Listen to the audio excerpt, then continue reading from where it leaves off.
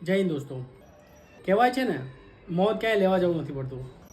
આજે આવી જ એક ઘટના અમદાવાદ ખાતે બની છે, જ્યાં અમદાવાદથી લંડન જતું એક પ્લેન મેઘાણીનગર ખાતે ક્રેશ થયેલ છે, જ્યાં 242 પેસેન્જર હોવાનું જાહેર થયું છે. જેમાં આપણા ગુજરાતના સીએમ સાહેબ શ્રી વિજય રૂપાણી સાહેબનું પણ અકસ્માતમાં મૃત્યુ થયાનું જાહેર થયું છે. 242 તો માત્ર પેસેન્જર હતા, જે અતુલ્ય હોસ્ટેલ ઉપર પ્લેન ક્રેશ થયું છે.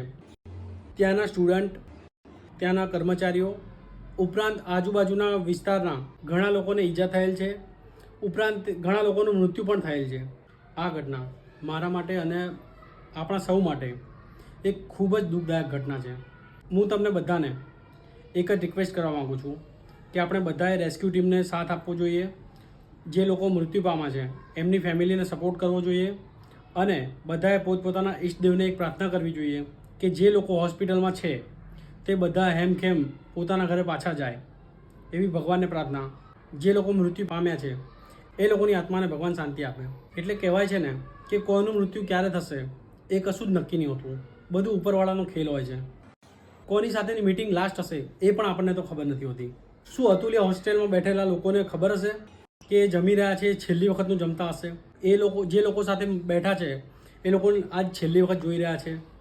તો તમને બધાને એક જ રિક્વેસ્ટ છે કે નાના નાના વાદ વિવાદના લીધે પોતાના મિત્રો, સગા સંબંધીઓ સાથે રિલેશન તોડશો નહીં અને વગર કારણના ઝઘડા કરશો નહીં.